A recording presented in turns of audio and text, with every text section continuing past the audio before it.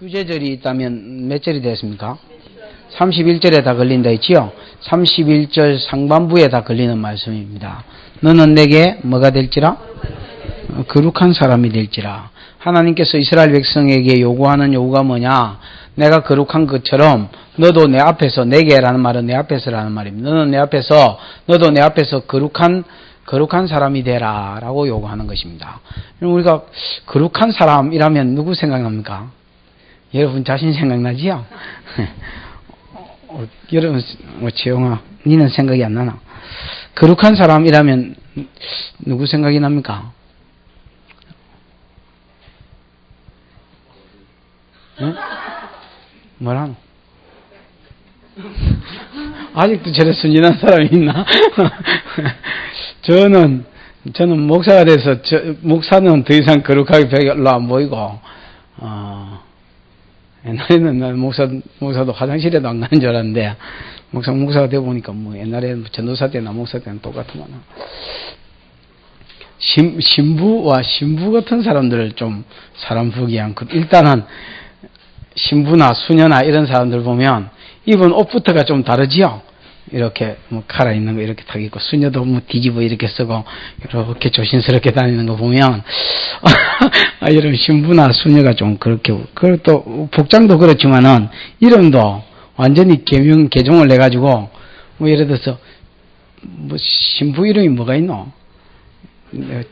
안드레 신부님, 아니면 뭐, 베네딕트 신부님, 이래서 하면, 어이구, 무슨, 고상한 거, 그것도 마리아 수녀님 이라면, 진짜 마리아인 것 같기도 하고 말이야. 그게 좀, 그런 사람들 보면, 야, 좀 그렇게 보인다. 이렇게 볼 수도 이제 있겠는데, 하나님께서 여기서 말하는 너는 내 앞에서 거룩한 자가 되라 라고 이야기하고, 그 앞에 이제 그 거룩한 자의 삶을 쭉 이야기하는데, 읽어보면 그런 어떤 종교적인 모습하고 전혀 상관이 없다라는 걸 알 수 있습니다.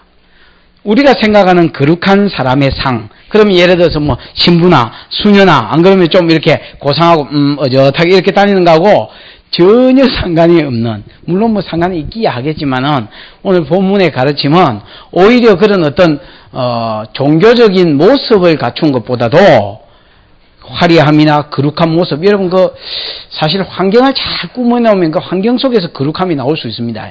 천주교는요, 말씀으로 인한 그런 거룩과 삶의 질의 거룩이 아니라 오히려 어떻게 보면 그 외적인 모습 속에서 거룩함을 찾습니다. 그래서 예식이나, 그 다음에 그 화려한 어떤 모습이나, 그 거룩한 그림들이나, 그 다음에 이제 분위기나, 그런 데서 거룩함을 찾기도 하는데, 오늘 본문에는 그냥 삶을 이야기해요. 구별된 삶이 거룩이다. 이렇게 이야기합니다. 그래서, 거기 보면, 가난한 백성에게 돈을 구워줬을 때, 극히 생활적인 부분이지요.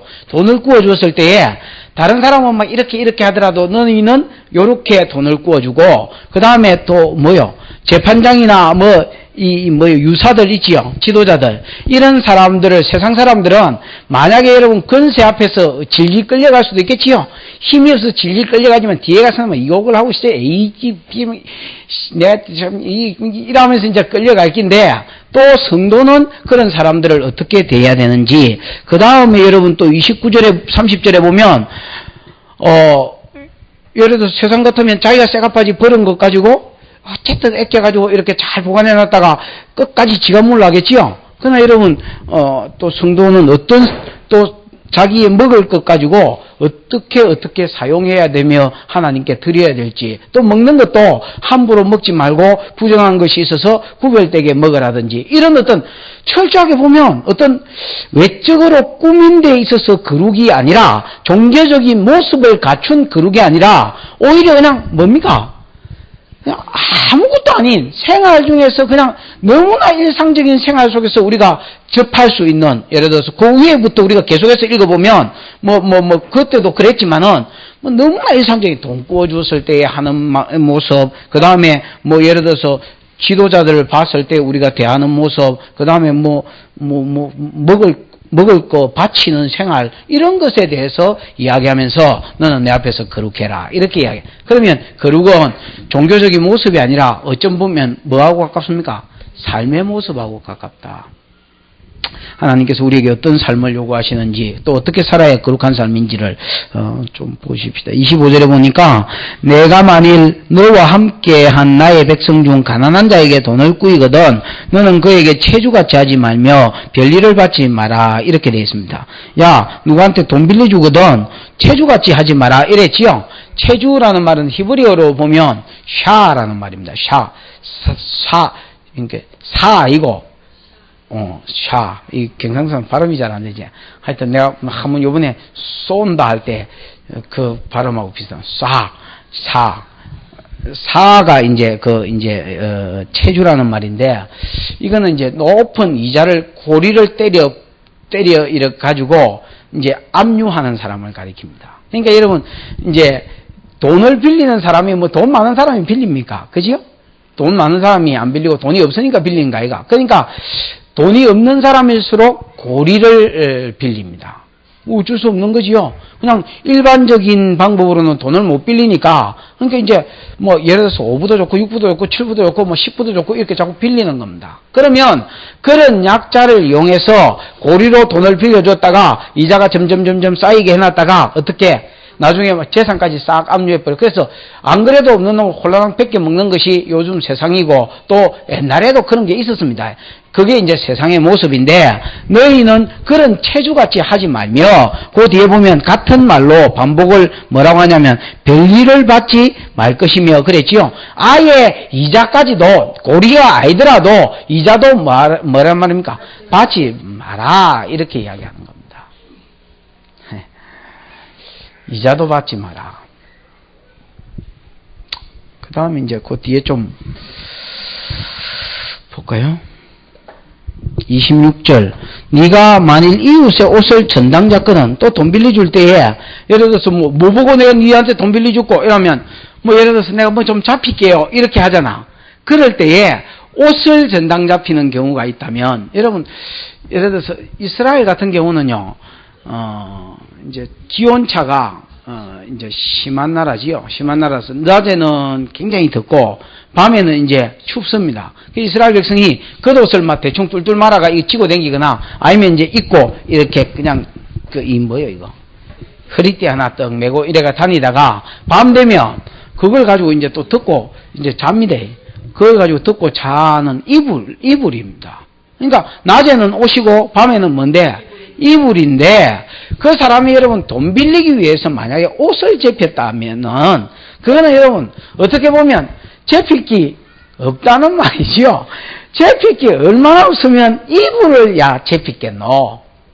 그러니까 만약에 네가 전당을 잡았는데 옷을 전당 잡았다면 옷을 전당 잡고 시간 안에 돈을 안 갚았다면 그 돈을 안 갚았으니까 내가 옷이라도 지고 있어야 되지. 안 그러면 안 갚지. 이라고 여러분 옷 지고 있지 말라는 겁니다. 만약에 그렇게 되면 그 사람이 밤이 됐을 때 뭐 듣고 자겠노? 26절에 네가 만일 이웃의 옷을 전당 잡거든 해가 지기 전에 그것을 뭐라 했습니까? 돌려보내라. 그 몸을 가리울 것이 이뿐이라. 이는 그의 살의 옷인즉 그가 무엇을 입고 자겠느냐? 그가 내게 부르짖으면 내가 들으리니 나는 자비한 자임이라. 이렇게 이야기하지요. 여러분, 이제, 낮에야 옷 없어도 살지요. 밤 돼서 얼어서 죽을지도 모르는데, 밤 돼서 옷을 안 돌려주면, 무엇을 입고 자겠느냐? 무엇을 듣고 자겠느냐? 저도, 고등학교 때인가 한번 자취를 하면서, 묻자다가 집을 나와가지고 자취를 하면서, 이제 겨울을 연탄불 없이, 이제, 이불 하나 가지고, 이불을 하나밖에 구할 수 있는 형편이 안 돼가지고 하나를 구해가지고 반쪽알을 해가지고 덮고 반쪽알을 이제 길이로 해가지고 이렇게 길이대로 못 자고 이렇게 가로로 해가지고 이렇게 반은 이렇게 덮고 반은 깔고 이제 이렇게 그래 똘똘 말아가 이렇게 잡았어요. 그 이제 춥잖아. 그러면 한 30분 안에는 잠 안 오지요. 그러면 이제 들들들 떨고 있다가 어쩌다 보면 이제 잠이 들어요. 그러면 또 한 3시간 자면 저절로 그냥 일 나지는 것 같아요. 그럼 일 나면 또 푸시업하고 막 이렇게 해야 또 좀 땀이 나니까 자지니까 그럼 땀이 나서 이제 잤기 때문에 또 한 2시간 만에 또 일 나져요. 그러니까 계속 밤에 일 났다가 또 일 났다가 푸시업 했다가 뛰다가 그러니까 그러면서 이제 깨면 정신 차리면 막 욕하고 원망하고 그러다가 또 이제 욕을 해서 다가 자빠이 자고 뭐 어떤 때는 울다 자고 뭐 그랬던 이제 기억이 납니다. 그러면 만약에 네가 체주가 돼서 이렇게 고리를 하거나 그래가 압류를 하거나 아니면 없는 사람 이용해가지고 전당 잡을 것이 옷밖에 없는 사람이면 뻔히 알면 돌려주지. 그걸 여러분 뭐 내가 전당 잡은 긴데 하고 딱 쥐고 있으면 그 사람이 여러분 듣고 잘 게 없으면 밤에 뭐 하고 하나님께 부르짖게 되거나 원망하게 되면 꼭 기도가 아니라도 하나님 그 원망 소리도 뭐 하겠다는 겁니까? 듣겠다. 뭐 듣는다는 건 듣고 가만히 있겠다는 말이 아니지요. 듣고 니한테 뭐 하겠다는 말입니까? 뭐 바른 심판이나 뭐가 있을 것이다 말입니다. 신명기 24장에도 비슷한 말이 하나 나오는데 한번 볼까요? 신명기 24장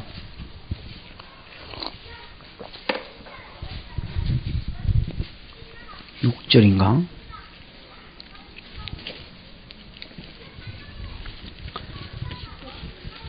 아니요. 너무 오버하지 말고 신명기 24장 6절인가 보면 한번 읽어보십시오. 뭐라고 되어 있는 거.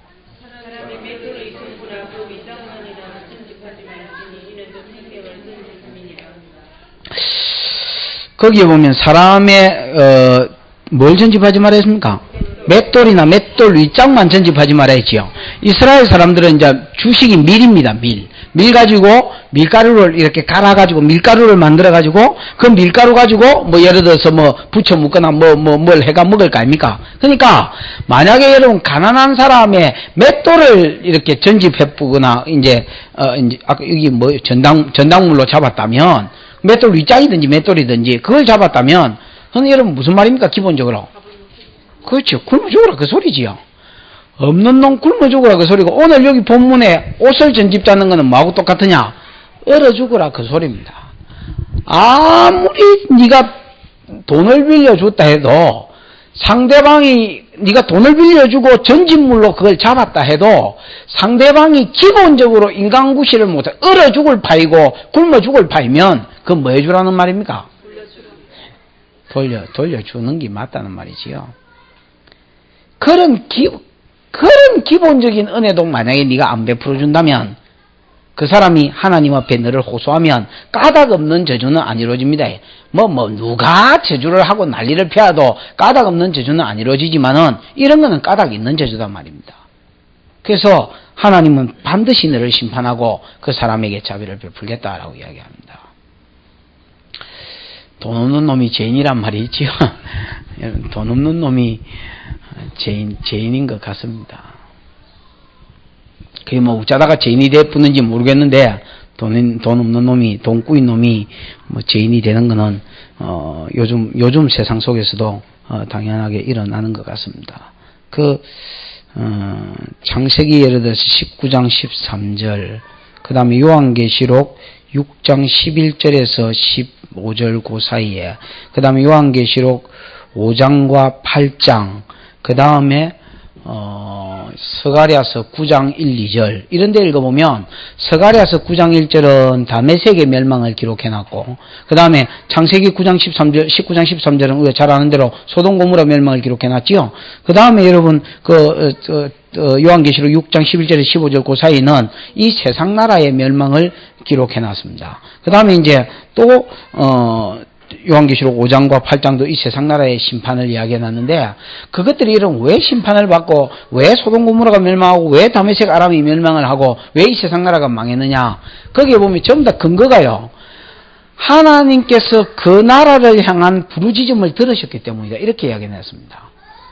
소돔에 대한 부르짖음이 죄가 찼고 그 성에 대한 부르짖음이 내게 상달됐기 때문에 내가 내려와서 과연 내게 들린 부르짖음과 같은지 안 같은지를 알아보러 왔다 이렇게 돼 있고 그건 뭐 스가랴도 마찬가지입니다. 다메섹 사람들이 왜 망했느냐 하나님이 물론 심판해서 알렉산더를 통해서 심판했지만은 그 나라에 대한 누가 좀 조용히 해라. 좋겠다. 저 나이 때 참 좋겠지요. 아무 생각 없이 저래.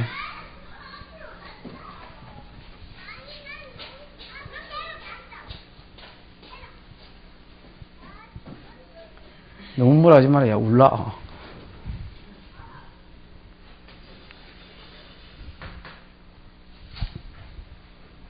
뭐하다 했습니까?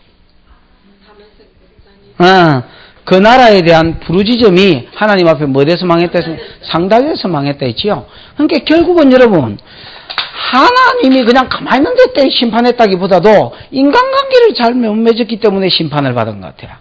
제가 여러분 그 옛날에 숙모 이야기를 좀 했던 것 같은데, 저희 숙모가 그 돈을 그 작은 아버지가 완전히 좀 백구도 신고 다니는 그런 사람인데, 골치 아픈 사람입니다, 저 사람. 요즘은 조금 철이 들었더만, 옛날에는 진짜로 백구도 신고 다니고, 노는 데만 갔지, 언제 한번 직업을 제대로 가져본 적이 없는데, 어디 이제 부동산 한다고 딱 최초로 이제 직업을 가졌는데, 월급 한 번도 안 갖다 주고, 한 20년을 이렇게 버티고 있었던 사람인데, 어느 날 그 숙모가 이제 자체가 돈을 빌렸는데, 그 교회 구역장한테 돈을 빌렸는 것 같아요. 구역장하고 권찰한테 돈을 빌렸는데, 돈을 갚아야 되는 날짜에 못 갚았어요. 그러니까 못 갚았으니까 잘못했지요. 잘못했는데, 우리 장아버지야 완전히 날라리고, 우리 숙모야, 제가 인간적으로 봐서 그러는가, 참 둘도 없이 착한 사람인데, 이렇게, 이제 갚을 날짜에 못 갚았는데, 한 번은 이렇게 구역장하고 권찰이 오더만은 자기 집에서 이제 예배를 드렸는데 다 사람들 가고 나서 설거지를 이렇게 해주더랍니다. 그래서 안 그래도 미안해 죽겠는데 설거지까지 하니까 하지 말라고 그러니까 아니 자기들이 하겠다고 그랬어 이제 그래 이제 했는데 설거지를 다 하고 나더만은 설거지한 비눗물을 가져와더만 얼굴이 푹 이렇게 엎어버리더랍니다. 그래가지고 너무너무 황당해가지고 이래고 기가 막히고 울고 앉아 있었는데 그 이제 울고 있으니까 이제 작은 아버지가 들어왔을까 아이가 이제 아버지 백구도 신고 이제 들어와가지고 와우 우느냐고 옆에 내가 재수없고 이제 이렇게 왜 우냐고 그러니까 옆에 있던 딸이 이제 이래 가지고 어떤 놈이 와서 비눗물 퍼붓다 이제 그 이야기를 했는 설거지에 물을 퍼붓다 이제 그랬는가 봐. 그랬더니 20년 동안 월급 한번 안 갖다 주던 그 작은 아버지 한 600만 원이 빚이 있는데 200만 원을 더 갖다 주던 이까지 우지해봐라 이러더라. 그래가 이제 200만 원 하고 그 다음에 그 전에 저한테 전화가 왔었어요. 어떻게 하면 되겠느냐고. 그 교회 가서 죽으라고 그랬어요. 제가 용호동 있을 때 교회 가서 죽으라고 막 우짤끼고 하나님이 풀어줘야 되겠는데 교회 가서 죽어보소 그냥. 그랬더니 진짜로 교회 가서 기도를 떡 했는데 그 이제 400만 원은 어떻게 갚아졌느냐면 그 교회가 큰 교회예요. 교인이 이제 아픈 일이 있어서 한 8년 정도 됐잖아요. 용호동 전도사로 있을 때니까.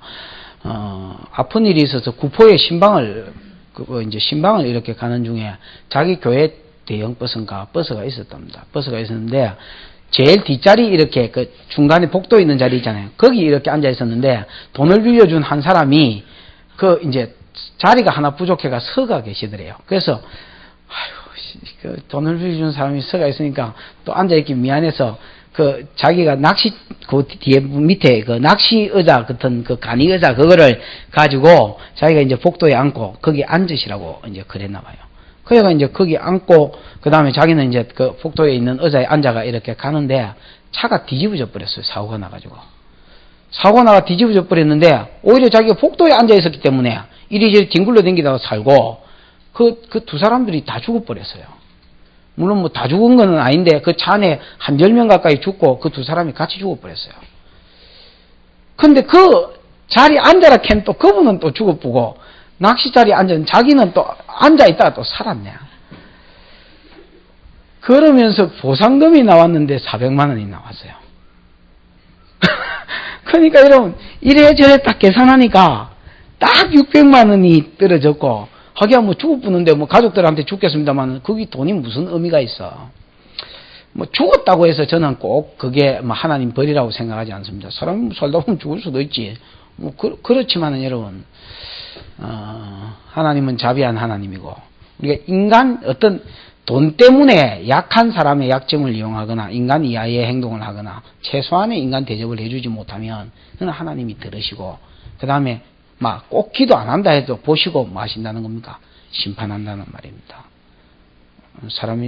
여러분, 우리가 생각하기요, 사람이 걸베이 같이 사는 것은 우리가 생각하기에 게을러서 저렇다라고 생각할 수도 있고, 또 답답한 부분이 많이 있을 수가 있습니다. 그러나 여러분, 더 정확하게 깊이 생각해 보면, 그 사람이 힘들게 살고, 어렵게 살고, 가난하게 사는 것은요, 게으른 직감보다도 또 여러분 또 어떤 이렇게 뭐랍니까? 이렇게 자기가 뭐 열심히 안 하려고 그런다기보다도 하나님께서 어떤 훈련시킬 부분이 계시거나 또 하나님께서 이 뭐랍니까? 이 따듬기 위해서 아무리 내가 이 가난을 벗어나 보려고 해도 못 벗어나게 할 때가 있습니다. 그거는 여러분 하나님께서 분명히 그 훈련을 통해서 뭔가 쓰실 부분, 다질 부분이 있기 때문이고 그 성도는요 지금 비록 하나님의 그런 어떤 단계 중에 있지만은 사실 귀한 사람입니다. 우리가 여러분 우리는 그 단계를 아직 안 거쳤기 때문에 고난이 없을 수도 있고 이미 거쳤기 때문에 부여할 수도 있습니다. 그래서 여러분 안 거쳤거나 거쳤거나 그런 사람들이 이 중간에 고난 단계에 있는 사람들을 볼 때에 귀하게 여겨야 되고 자기 돈이 거기에 낑겼다 할지라도 귀하게 대접할 줄 알아야지 하나님이 이 사람을 지금 귀하게 아껴보시고 훈련시키고 있는 중에 있는데 내가 예를 들어서 인간 이하의 대접을 하면 그 하나님 뭐 하시고 보시고 그 소리를 또 들으시고 뭐 하신다는 겁니까? 심판하신다는 거지요. 그래서 네 백성 중에 가난한 자가 있거든 돈을 꿀 때에도 그냥 이렇게 구워줄 줄 알고 또 못 갚으면 아이고 갚을 형편이 안 돼서 못 갚는갑다 이렇게 생각. 물론 여러분 꾸은 사람은 또 그걸 빌미로 해가지고 안 갚고 이러면 안 되겠지요. 그러면 안 되겠지만은 하여튼 둘 다 어떤 그런 마음들이 좀 있는 것이 좋다. 우리가 제일 중요한 거는 뭐냐면요 하나님의 은혜가 내한테 머물러 있는 겁니다. 왜냐하면 어떤 사람이 부하게 됐다는 것은 내가 예를 들어서 그 단계에서 벗어났다는 거 아니면 아직 그 단계가 안 왔다는 거거든요. 나도 올 수가 있고 벗어났다면 내가 하나님의 은혜로 벗어난 겁니다.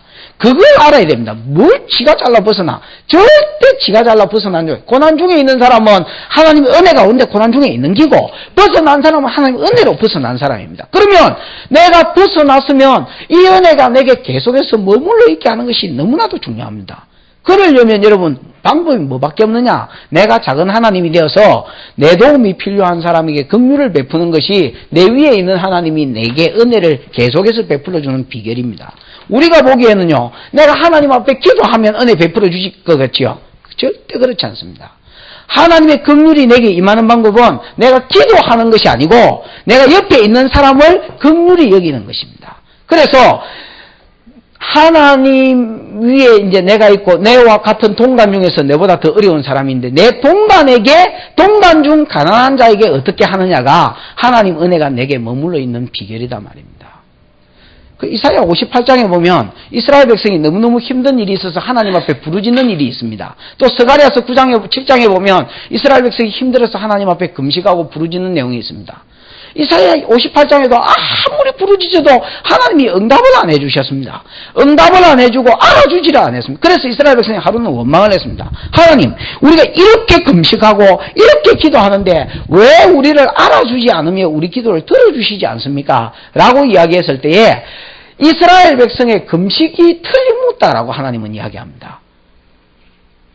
왜요? 내가 밥 안 굶었습니까? 내 밥 굶었습니다. 그게 금식이 아니라는 겁니다. 그러면서 여러분 진짜 금식이 뭔지를 가르쳐 주시면서 오히려 여러분 가난한 사람과 니한테 빚진 사람을 풀어주고 끌어주고 가난한 사람을 긍휼히 여겨주고 그들에게 잘해주는 것이 참된 금식이다 그랬습니다. 만약에 너희가 이 이야기가 되어지고 니 밑에 사람한테 긍휼을 베풀고 너희가 금식하거나 기도하면 금식 안 해도 너희가 부르짖을 때에 내가 여기 있다 하며 내 얼굴을 나타내겠다고 그랬습니다. 여러분, 우리는 생각에 내가 하나님의 은혜를 유지하며 사는 것이 중요하다면, 내가 하나님 복을 받고 사는 게 중요하다면, 그걸 위해서 나는 기도하면 되지, 이렇게 생각합니다. 기도가 아닙니다. 방법을, 그러니까 하나님을 우리가 모르는 길입니다. 기도가 아니라 내 밑에 있는 사람에게 대하는 것입니다. 그래서 네가 네보다 어려운 사람을 어떻게 헤아리냐에 따라서 하나님이 네를 헤아리고 네를 판단하시겠다. 마태복음 18장 원리가 그 원리지요.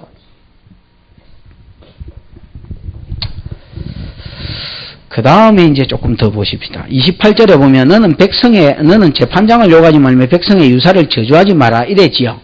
여러분 이 말을 좀 이해를 하려면 단순하게 그냥 읽지 말고 이해를 하려면 하나님이 이스라엘에게 재판장을 왜 세우고 백성의 유사를 왜 세웠는지를 또 언제 세웠는지를 생각해 봐야 됩니다. 유사를 여러분 언제 세웠습니까? 유사나 재판장이나 이런 것들을. 참고로 여러분 이 재판장이라는 말은 원어에 보면 엘로힘이라고 되어 있습니다. 그래서 어떤 번역에는 너는 하나님을 욕하지 말고 뭐 예를 들어서 유사를 저주하지 마라 이렇게 돼 있는데 그렇지 않습니다. 이건 반복법입니다. 제가 보기에는 번역은 잘 됐습니다. 번역은 잘 됐는데 재판장을 욕하지 말고 백성의 유사를 저주하지 말아야지요. 그러면 엘로힘은 사실 하나님의 권능을 가리킬 때 쓰는 말이거든요. 권세자에게 재판장에게 하나님이 자기 권세를 그대로 주셨다는 말입니다. 무슨 말인지 그래서 재판장이 어떤 놈을 사형이라면 그건 사람 죽인 게 아닙니다. 하나님을 대리해서 그를 뭐 한 겁니까? 심판한 것뿐입니다. 그래서 사형이 안 되는 겁니다. 그래서 엘로힘이라고 권세라고 그렇게 되어 있는데 그럼 여러분 언제 제일 먼저 권세자를 세웠습니까? 재판장을 세우고. 그렇지요. 출애굽하고 나서 출애굽기 18장에 보면 모세가 왜 지 혼자 이스라엘 백성 재판해주고 있었다 아닙니까? 그때 이드로가 와가지고 세우라 했는데 이드로의 조건이 뭐냐면 하나님도 인가하시면이거든요. 그 말이 모세가 품하여 물어보니까 맞는 것 같아. 그래서 이제 천부장도 세우고 백부장도 세우고 50부장도 세웠습니다. 이스라엘 백성 왜 재판장을 세웠느냐? 여러분 그 모세오경을 이렇게 우리가 읽어보면요, 참 이스라엘 백성 참 웃기는 것들입니다. 금방 모세 좋다고요. 이 일을 한 뒤에 어떤 일을 하니까 예를 들어서 출애굽기 14장에 홍해를 건너고 나니까 이스라엘 백성이 여호와만 믿었을 뿐 아니라 성경에 보면 모세도 믿었더라 이래놨습니다. 모세도 믿고 신뢰를 했다가 또 여러분 또 어떤 때는 막 돌로 쳐 죽일라 했다가 또 원망을 했다가 욕을 했다가 니 때문에 이래 된 거 아이가 이랬다가 또 여러분 또 그 다음날 되면 언제 그랬냐는 듯이 또 세세세세 웃으면서 모세가 최고라고 그랬다가 이 이스라엘 백성이 웃기는 민족이라. 그럼 여러분 언제 모세 좋다 했다가 언제 모세 때리지길라 했습니까? 네? 아주 여러분 어떻게 보면 참 순수한 것 같고 어떻게 보면 참 웃기는 것들이고 이런 뭐 국가와 민족을 위해서가 아닙니다. 뭡니까? 먹는 거, 예를 들어서 마시는 거. 여러분 성도가 여러분 인상 탁 그리고 있을 때 언제 인상 그리고 있습니까? 무슨 주께서 며칠 동안 은혜를 안 주셔서 그렇나? 구속에 확신이 없어서 막 인상 그리고 있으면 그래도 고상한 사람이지. 왠지 나는 믿고 싶은데 성령이 안 오는 것 같아서 막 인상 그리고 있으면 그 참 고상. 왜 이렇게 인상 그리고 있나 보면 그렇지. 서방 돈 많이 안 벌어줬어. 예를 들어서 서방이 내한테 사랑을 좀 덜 베풀어줘. 요새 관심이 뚝 떨어진 것 같아서 왠지 그런 것들. 이스라엘 백성이 다 그랬습니다. 삐지가 있고 때리지길라 하면 뭐 때문에 때리지길라 하고 먹는 거 안 주고 마실 거 안 주고 또 길이 험한 대로 이끌어 갔다고 또 삐지가 그래서 하고 다 거기지요. 읽어보면 다 거기입니다. 그다음 또 좋을 때는 그래서 하다가 먹는 거 주고 또 먹을 거 주면 세세 웃으면서 모세 최고라고 띠봉이라고 그러고 하여튼 그랬습니다. 이스라엘 백성에게 있어서 지금 여태까지 세상에 살기가 430년을 살다가 기 나온 것들인데 이 사람들에게 있어서 지금 현재 없는 게 뭐냐면요, 하나님과의 관계에 있어서 자기를 볼 줄 아는 눈입니다. 그게 뭐냐면 하나님과의 관계에 있어서 내가 어떤 삶을 추구해야 되고 하나님과의 관계에 있어서 내가 지금 웃어야 될지 울어야 될지를 그런 개념이 지금 이스라엘 백성이 전혀 없습니다. 무슨 말인지 알겠습니까? 그냥 삐지는 게 왜 삐지냐면 환경적으로 어려우니까 삐지고 먹고 살 게 없으니까 삐지고 마실 게 없으니까 힘들어서 삐지는 거지. 길이 힘드니까 삐지는 거지. 그러니까 하나님 관점에서 이스라엘을 보면요, 이거는 진짜 웃기지도 않는 민족들입니다. 저는 그걸 보면서 우리도 그렇구나 이런 생각이 참. 우리도 참 하나님 볼 때는 어쩔 때는 참 웃기겠구나. 이스라엘 백성에게 중요한 게 뭐냐? 여러분 하나님이 십계명을 주고 또 모세오경을 주었을 때도 똑같았습니다. 이스라엘 백성이 시내산에 도착했을 때요. 시내산에 도착했을 때요, 하나님께서 이스라엘 백성에게 율법을 주셨습니다. 모세오경을 안 주었습니까? 모세오경을 제일 먼저 읽은 사람이 이스라엘 백성이지요. 그럼 여러분 창세기도 출애굽은 이스라엘 백성이 처음으로 들었지 아브라함 때는 창세기도 없었습니다, 사실은. 그죠? 그 이제 읽어보니까 거기 보니까 이래 돼 있는 겁니다. 하나님이 세상을 창조했더라. 근데 창조한 세상을 하나님 형상대로 잘 지났는데 사람이 뭐 했더라? 타락하니까 지력도 떨어지고 동물도 타락하고 사람도 부패하고 그래가 사람이 죽이고 미워하는 이런 세상이 됐더라. 그러면 이 회복을 위해서 하나님께서 여인의 후손을 약속해 주셨고 그 다음에 아브라함에게는 궁극적으로 이걸 더 자세히 약속하기를 복의 근원을 보내준다고 약속했다. 그죠? 이 복의 근원을 보내기 위해서 큰 민족과 그 다음에 땅덩어리가 있어야 하나님의 아들이 사람의 모습을 입고 올 거기 때문에 뭐가 있어야 된다 했다. 복의 근원을 큰 민족을 이루어주고 가나안 땅을 줘야 돼. 그럼 여기서는 가나안 땅에서는 큰 민족이 될 수 없다 했지요. 섞인다 했지요. 그래서 애굽으로 내려 보내셨다가 이제 다시 뭐한 거다. 지금 올라오고 있는 중이고 이스라엘 백성은 가나안 땅에 반드시 뭐 해야 된다. 들어가야 된다. 이런 개념들이 이제 거기서 잡은 거 아닙니까? 그죠? 잡은 뒤에도 막 그 하나님과 관계는 생각지도 않아. 정탐꾼 보내보니까 성경 높더라, 거인 있더라, 막 그러면서 우리 못 들어간다니까. 또 아무도 못 들어간다. 그러니까 말씀하고 자기하고 연결시킬 수 있는 지력과 그 다음에 여러분 하나님 관계에 있어서 지금 자기가 어떤 위치에 있는 것을 생각해보는 그런 사고는 전혀 자기 속에 없는 거라. 무슨 말인지 알겠습니까? 그 다음에 이제 자기 이 땅에 들어가서 오실 예수를 기다리기 위해서 유다지파를 세우고 창세기 49장 10장에 보면 유다지파에서 난다 했거든. 그다음 왕을 세우고 메시아를 기다리고 그 다음에 자기가 그 메시아가 왔을 때에 어떤 사람이 되기 위해서 선교를 연습하고 말씀대로 사는 법을 훈련하고 이런 전혀 삶은 관심도 뭐도 아무것도 없었습니다. 이런 유치한 이스라엘 백성을 세우기 위해서 하나님께서 쓰신 방법이 뭐냐? 말씀으로 그들을 지도할 지도자를 세우는 것이었습니다. 무슨 말인지 알겠습니까? 그래서 유사들이란 말은 사실 지도자란 말입니다. 그래서 이스라엘 백성을 잘 말씀으로 이끌 수 있는 모세와 그 다음에 그 기타 어떤 지도자들을 유사들을 그들 가운데 세우시고 또 평소에 그들이 말씀을 잘 몰라서 그들 간에 싸움이 생기고 생활이 엉망진창이 됐을 때에 그 말씀으로 바로 재판해주고 잡아주는 재판장들을 세웠습니다. 그죠? 이 사람들이요. 예를 들어 재판을 해줬는데 우리가 여러분 재판하는 영화나 이런 걸 이렇게 아니면 뭐 요즘 생활법전 이래가지고 뭐 TV에서도 재판을 하는 걸 우리가 일상생활에서 많이 보여주잖아요. 뭐 솔로몬의 뭐 판단 이래서 하면서 뭐 이런 거 보면요. 내가 보기엔 이건 줄 알고 막 꽝을 질렀는데 영험한 것이 있을 수가 있어. 그래가지고 근데 한 번만 그랬으면 우리가 다른 사람 편에 그래 저 사람 말이 맞다 이럴 텐데 대부분 변호사 말은 내 사람이 다 맞거든. 그죠? 그러면서 여러분 내 생각엔 이래 틀리나 할 때가 많죠. 그러면 여러분 유사들이 재판을 이렇게 해줄 때에 재판장이 재판을 해줄 때 그 재판이 내가 마음에 안 들 때도 있을 거 아니야. 그 다음에 여러분 하나님 관계를 인식한 가운데서 이끌어가는 지도자의 그 이끌어감이 내한테 여러분 안 맞을 때가 있습니다. 나는 보십시오. 하나님 관계하고 상관없이 내가 지금 편하냐 안 편하냐 갖고 웃고 울던데 지금 여러분 나를 이끌어가는 일마는 지금 뭐에 관심이 있어? 일마가 지금 웃고 우느냐 잘 먹느냐 잘 마시느냐고 별로 또 관심 없이 뭐 가지고 이끌어가는 거야? 하나님 관계 가지고 이끌어가는 거야. 성경을 읽고 하나님 말씀을 받고 그 말씀 받은 대로 이스라엘 백성을 끌고 가기 때문에 모세가 여러분 지 생각에는 일이 들어가는 게 훨씬 낫지. 하나님이 돌아가카이 이스라엘 백성 편한 거하고 상관없이 돌은 거 아니야. 그러면 모세가 끌고 갈 때는 하나님 관계를 염두에 두고 끌고 가는 거 아니야. 백성들이 그냥 끌려갈 때는 짐승 같은 놈들이 수준이 어느 정도 수준이냐면 지 힘들면 짜증나는 기야. 그러니까 여러분 유사 생각하고 백성 생각하고 안 맞을 때가 있습니다. 또 여러분 재판장 판단하고 법을 아는 하나님의 법을 아는 하나님의 법이 우리 상식하고 지금 현재 같습니까?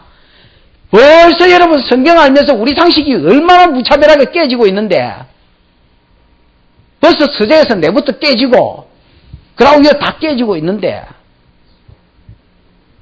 그럼 여러분 그 재판이 우리 생각하고 같나?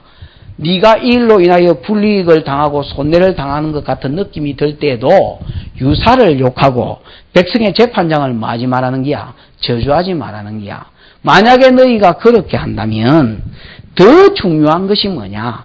하나님 관계에서 내가 세상을 바라보는 관이 열리고 눈이 생기는 게 더 중요하고 더 중요한 것은 하나님이 원하는 삶을 사는 것이 더 중요한데 만약에 네가 이 일로 인하여 유사를 저주해버리고 백성의 재판관을 저주해버린다면 너를 이끌어가는 지도자를 저주해버린다면 지도자의 권위가 땅에 떨어지고 지도자의 권위가 떨어지면 너는 이런 부분에 있어서 복을 받을 수 있는 기회를 완전히 평생 가운데 잃어버린단 말입니다. 그럼 여러분 유사가 또 잘 못할 경우도 있을 수 있습니다. 또 재판장도 재판을 잘 못할 경우도 있을 수도 있겠지요. 그런 경우에라도 뭐 하지는 말란 말입니까? 하나님이 죽이면 죽일 거고 자꾸 그런 식으로 간다면 하나님 패주기도 죽일 테니까 네가 욕하거나 저주하지 말라는 거야. 이런 거 고린도전서나 그 다음에 이제 골로새서나 이런 데 보면 바울이 자기를 소개하면서 나는 그리스도의 사도다 이렇게 자기를 소개하고 또 디모데에게 편지를 쓰거나 디도에게 편지를 쓰거나 그때는 내가 종이다 이렇게 편지를 쓰고 뭐 그렇게 하는 걸 우리가 에베소 교회에게 쓸 때는 그렇게 하는 걸 볼 수 있습니다. 그럼 여러분 왜 바울이 어떤 때는 자기를 종이라 했다가 어떤 때는 지를 사도라 했다가 이랬다 저랬다 하느냐. 자기 편지를 받는 사람이 자기가 개척한 교회는 무조건 종입니다. 근데 자기가 개척 안 한 거기 쓸 때는 자기가 사도락 합니다. 그 다음에 여러분 고린도 교회 같은 데는 지금 뭐 그 갈라디아 지역에는 이단들이 많이 와가지고 바울의 사도권을 자꾸 바울이 사도 아니다. 그 12사도 하면 안 들어가잖아. 사도 아니다. 지가 지 머리에 손 얹었다. 자꾸 이렇게 이야기하니까 그런 데서는 사도락 했습니다. 왜 사도라 했냐면 자기가 여러분 자기 사도권을 주장하지 않으면 자기의 모든 지금 고린도전서를 쓰거나 뭐 골로새서 쓰거나 그 가르침들이 하나님의 말씀이 아닙니까? 그죠? 이 권세 있는 말씀이 자기가 어떤 자라는 이 사도로서의 위치가 확립돼야 사실 이 말씀이 말빨이 속된 말로 하면 말빨이 묵히는 기지 자기가 사도로서 인정을 못 받는데 여러분 어떻게 말빨이 묵히겠습니까? 서대반을 존경하지 않는 사람들이요. 예를 들어서 서대반 설교는 대단한 설교거든요. 구약을 깨쳐서 딱 요약해 놓은 설교입니다. 어떤 사람도 여러분 서대반처럼 그렇게 간략하게 구약을 쫙 깨쳐서 설교한 사람이 없습니다. 또 여러분 사도행전 13장이니까 14장인가 나오는 비시디아 안디옥에서 바울이 설교한 것은요. 설교 중에서는 최고의 설교입니다. 그런 설교를 여러분 일반적으로 목사들이 잘 못합니다.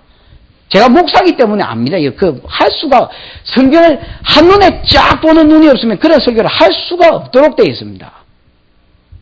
그런 설교를 듣고도 귓가리를 뜯어맞고 돌 던져 죽이는 놈이 있는데, 왜 그렇습니까?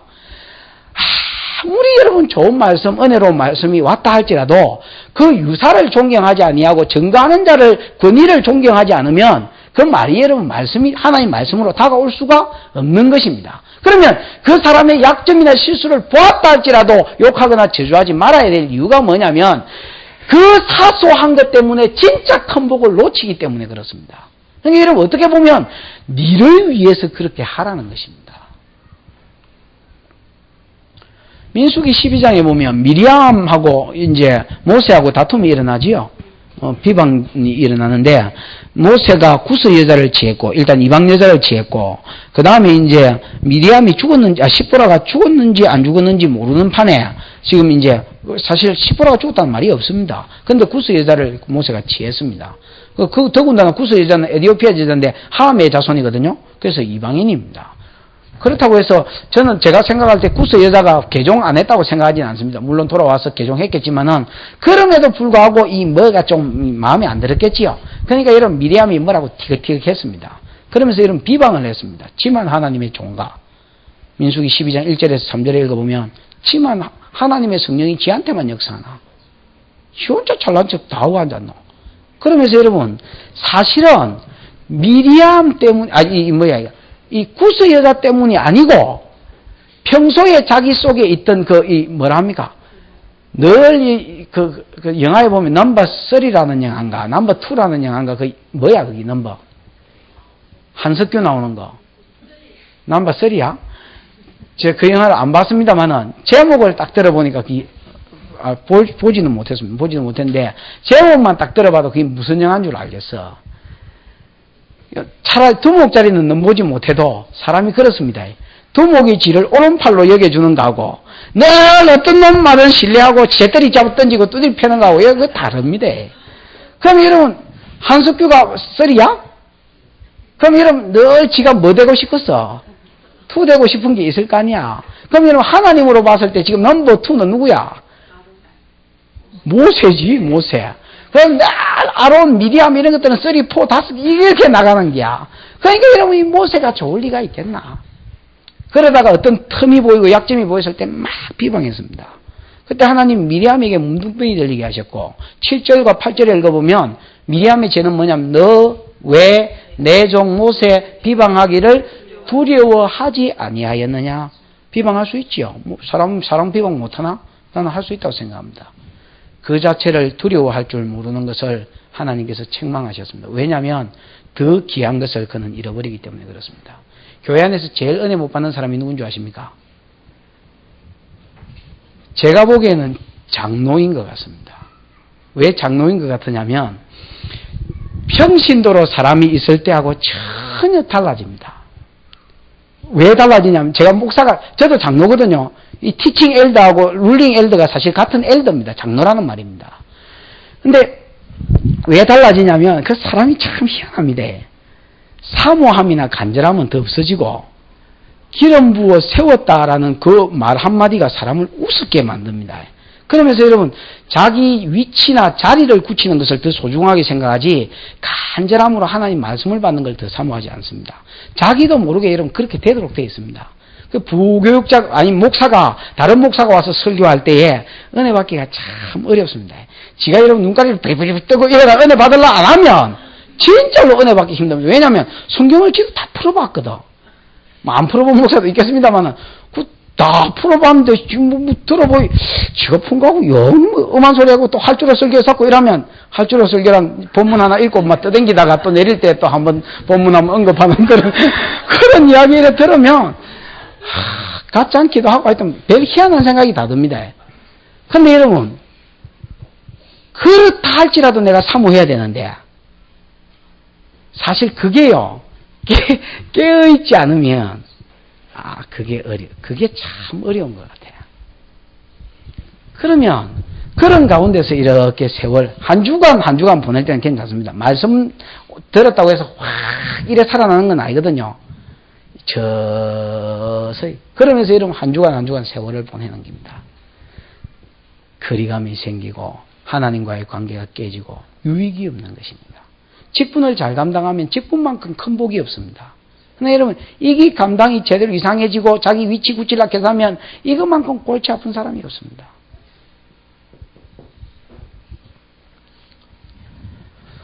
어쨌든 백성의 유사를 뭐하다 이래 됐노? 백성의 유사를 뭐하지 말았겠습니까? 네가 보는 눈하고 유사가 보는 눈이 다르며 너는 네 한계가 네 기쁨이냐 네 행복이냐 네 먹고 사는 것이냐 유사는 하나님과의 관계에서 너를 어떻게 이끌어주는지를 책임진 사람이다. 욕하거나 뭐하지 마라. 입금이 마음에 안 든다 할지라도 저주하지 마라. 니한테 복이 안 된다. 저주하지 마라. 그런 겁니다. 그 다음에 29절에 너는 추수한 것과 그 다음에 너의 짜낸 접을 드리게 말며 너의 처음 난 아들을 내게 줄지며 양과 소도 일례로 해라. 이렇게 돼 있지요. 여러분, 이스라엘 백성이 여태까지 여러분 누구한테 뭐 바친 적이 있습니까? 바친 적 없지요. 또 여러분 바친 적도 없었지만 사실 더 까고 들어가 보면 그래 이때까지 바친 적도 없었습니다. 그러나 바칠 것도 없어. 이때까지 뭐 노예가 뭘 바쳐? 뭐 있어야 뭘 바칠 거 아니야. 근데 여러분 하나님은 이렇게 말합니다. 자. 이제부터 내가 너를 애굽에서 구속해 줬으니까 가나안 땅에 들어가면 네가 처음 열매를 따면 그걸 내게 바치고 여러분 가나안 땅에 들어간다고 해서 그걸 바로 못 먹습니다. 심었다고 해서 바로 못 먹고 안 심어도요 그 몇 년은 부정하고 뭐 이런 게 있습니다. 그래서 몇 년 후에 모여야 됩니다. 이때까지 기다리다가 올리브 나무를 하나 따먹는다든지 이때까지 기다리다가 이러면 이제 농사 지어가지고 이제 그걸 먹으려 할 때에 하나님은 뭘 합니까? 그렇지. 그걸 내한테 먼저 가져온다라는 겁니다. 이때까지는 여러분 바친 적도 없고 또 바칠 것도 없었습니다. 근데 하나님이 그들에게 자기 소유를 주셨습니다. 이거는 네 끼다. 여러분 참 내 끼 생긴다는 것은 참 행복한 일 같습니다. 사람이 지지도 아무것도 없다가 내 차가 생겼다. 내 집이 생겼다. 늘 전세 살고 다세 내다가 내 집이 생겼다. 참 행복할 수 있지요. 하나님 이스라엘 백성에 그런 행복을 주셨습니다. 이 네 거다.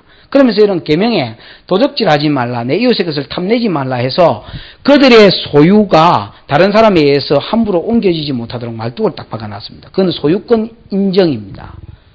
그러나 이게 네 것이지만은 누구에게서 왔다는 것입니까? 하나님께로부터 왔다는 것을 잊어버리지 마라. 그리고 네가 늘 하나님으로부터 제공받아야 될 사람인 것도 잊어버리지 마라. 하나님은요, 이것이 네 거라고 내 거라고 안 그러셨습니다. 네 거라고 하셨지만은 그것을 주시니도 나요. 또 앞으로 네가 더 누리게 될 그 복을 계속 누리게 할 것도 나 때문에 누리게 할 것이다. 그래서 내 관계를 잊어버리지 말라는 거지요. 그래서 제일 처음 것이 나거든. 뭘 해라? 니부터 먹으려 하지 말고 누구한테부터 바치고 하나님께 바쳐라. 그러면 하나님 그거 먹나? 안 먹습니다. 그거 하나님 뭐 잡니까? 그거 가지고 저거 성전에 있는 레인 자기 종들 뭐 생활비 주고 그 다음에 또 가축과 짐승 같은 거 사놨다가 또 뭐 했습니까? 11조로 그렇지 제사장한테 또 주고 또 뭐 예를 들어서 그런 데 다 썼습니다. 성막 운영되는 데 썼고 성전 운영되는 데 썼습니다.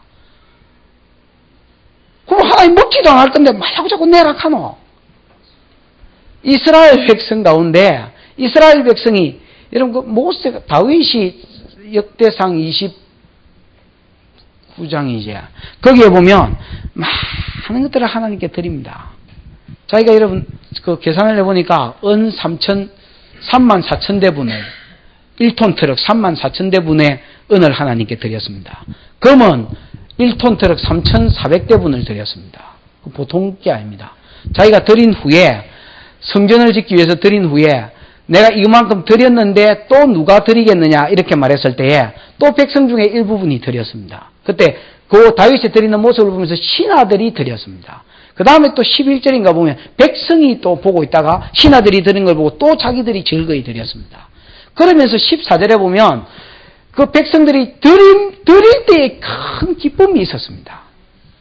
성전을 짓기 위해서 엄청난 것을 손해보고 막 모았던 걸 다 드렸는데 전혀 자기가 이런 기쁨이 있으리라고는 생각하지 못했습니다. 여태까지 여러분 내끼면 악착같이 내가 다 먹어야지 썩어서 버리면 그건 어쩔 수 없지만 내가 먹어야 되는데 내가 드리면서 이런 기쁨이 있었을 줄은 몰랐는데 다윗도 그리고 기쁨을 이기지 못했고 백성들에게도 이기지 못하는 기쁨이 10절 11절에 있었고 14절에 나와 내 백성이 무엇이 간데 이렇게 드릴 마음이 있었습니까? 하면서 감사를 합니다. 오히려 그런 마음 주시니까 그러면서 뭘 하냐면 14절에 보면 모든 것이 주께로 말미암아 싸우니 우리가 주의 손에서 받은 것으로 주께 드렸을 뿐이니이다. 이렇게 이야기합니다. 다윗이 드리고 나서 그들은 피운 게 아니고 모든 것이 주께로 말미암아 싸우니 우리가 주의 손에서 받은 것으로 뭐 했다는 겁니까?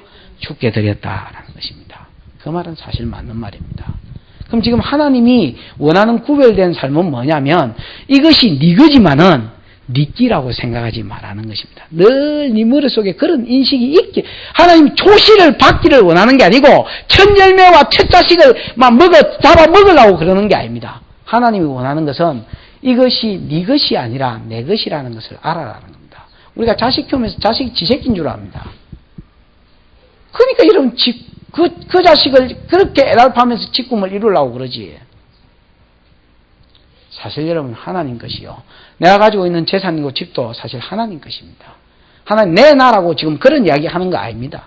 하나님이 원하는 것은 이스라엘 백성의 생각과 세상 생각이 다르기를 원합니다.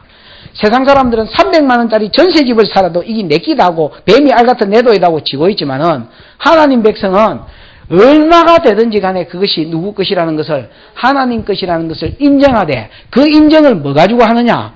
장자가 나오면 하나님 이 장자를 하나님께 바칩니다 하고 하나님께 드리는 것으로. 그럼 드리면 속전이라는 게 있거든요. 속전을 대신해서 나이에 따라서 속전을 내고 그 아이를 다시 이제 그거 그냥 마음으로는 이 아이는 하나님 것이다. 그래서 하나님이 가정제사장으로 이 아이를 써주십시오. 그렇게 이제 하나님께 드립니다. 무슨 말인지 알겠지요? 그 다음에 또 여러분 첫 짐승이 나오면 여러분 이 짐승도 8일 동안만 자식도 8일 만에 할례 행하잖아요. 그래서 8일 동안 엄마 곁에 두다가 이제 8일이 돼야 뭐 항생도 생기고 뭐 될 거 아니야. 그러면 이제 하나님께 바치고, 그 다음에 또 초실도 먼저 하나님께 예물로 바치고, 모든 첫남 짐승도 마하게 들고 하나님께 드리고, 그래서 그 이후에 나온 모든 것도 하나님 것이지만은 이것은 내 것은 나는 내게 주신 모든 것은 하나님 것입니다 하고 내가 신앙으로 뭐 하는 겁니까? 고백해 드리는 것입니다. 하나님 이것을 원한다는 거지요. 근데 여러분, 거기 보면 더디게 드리지 마라 그래놨지요? 이게 이제 무슨 마음이겠습니까? 한 번도 드려본 적이 없는 이스라엘 백성이 뭘 드릴라 카이 사실 여러분 어떤 마음이 들겠습니까? 안 아깝겠습니까? 여러분, 늘 드리던 게 습관화된 사람은요, 예를 들어 11조를 예를 들어 보십니다. 늘 11조를 하는 사람은 굶어 죽어도 아이고 이 돈은 11조다 이래 생각하고 여러분 그거 내면서 아까워가지고 손발이 안 저리지요. 그러나 여러분, 생판 이제 안 드리다가 11조를 드려야 되겠다고 결심을 딱 오금이 떨리면서 결심을 했습니다. 결심을 딱 했는데 그 달에 너무 돈이 갑자기 팍팍 빠져나가는 일이 있었다. 그럼 여러분, 사실 드리려 하면 이제 안 드리다가 드리려 하면 이게 처음 드리는 게 갈등이 생기거든요. 드리고 오면 또 속도 시원한데 드리려 할 때 그 갈등이 있을 겁니다. 이스라엘 백성이 이때까지 드리봤나? 드릴 게 있었나? 없었을 때야 하나님도 요구 안 했지만 이제는 이거 내 백성이 되고 구속한 내 백성이 됐으니까 바치라는 겁니다. 바칠 때 뭐 하지 마란 말입니까? 더디게 말하라는 말. 아까워서 들들 떨지 말고 확 드리라는 겁니다.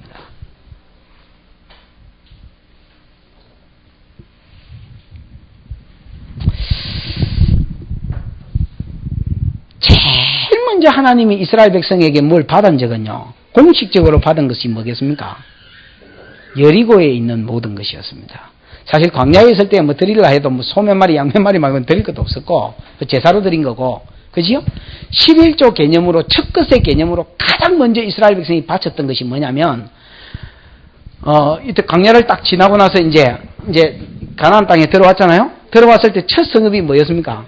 여리고였습니다. 하나님이 여리고 앞에 도달했을 때에 성읍을 정복하기 전에 하나님이 음성을 주신 게 있습니다. 그게 뭐냐면, 여리고에 들어가서 여리고를 정복하거든 여리고에 있는 은과 금은, 그 다음에 보물은 네 것이 되지 말고 하나님의 성전부터 채우라는 겁니다. 성막에 있는 제사장들이 다 바쳐서 내게 바쳐야 하는 겁니다. 무슨 말인지 알겠습니까? 그래서 앞으로 여기서 실로의 성막을 짓게 되는데, 성막 지을 때에 그 재료들을 하나님께서 미리 다 뭐 해놨습니까?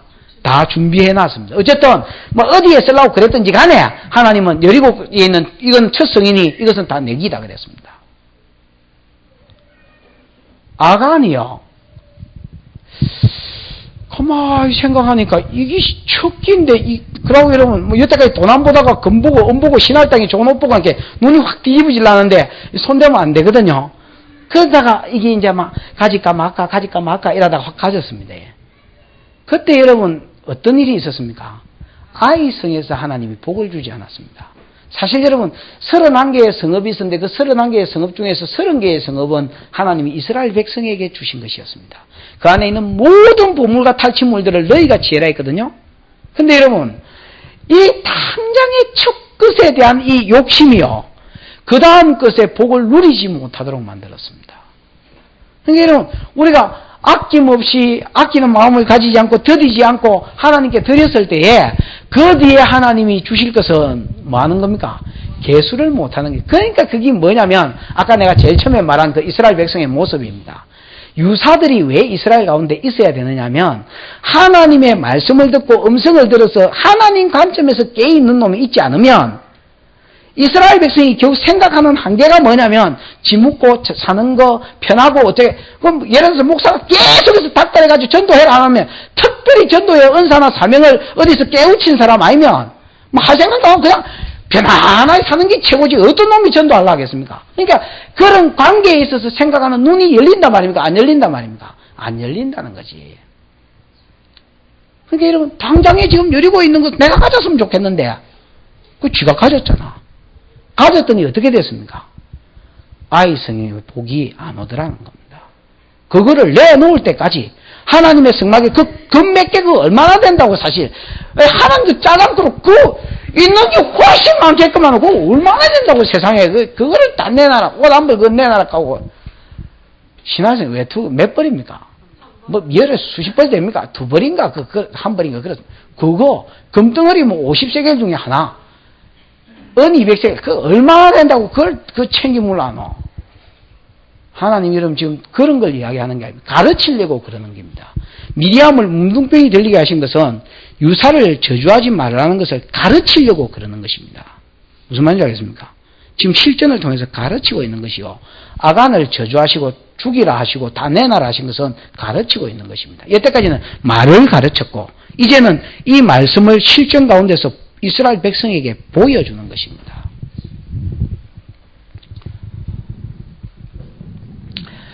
우리가 11조를 드릴 때에 꼭 10개 중에 1개는 하나님 것이고 9개는 내 것이라는 그런 개념이 아닙니다. 첫끝 개념이 있고 초실 개념이 있습니다. 이것은 모든 것이 하나님께로 말미암았고, 그러니까 하나님에게서 나오고 로마서에 있는 표현대로 하나님께로 말미암고 하나님께로 돌아간다는 의미에서 우리가 첫끝을 드리고 그렇게 하는 것입니다.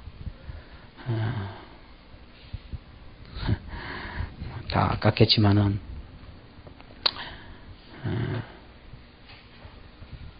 하나님께서 내게 복을 주셨다는 개념을 가지고 하나님께 드리기를 절개하고 또 이웃을 위해서 구제하고 베풀기를 절개하는 그런 성도의 삶이 저와 여러분 가운데 있기를 바랍니다. 기도하십시다. 기도할 때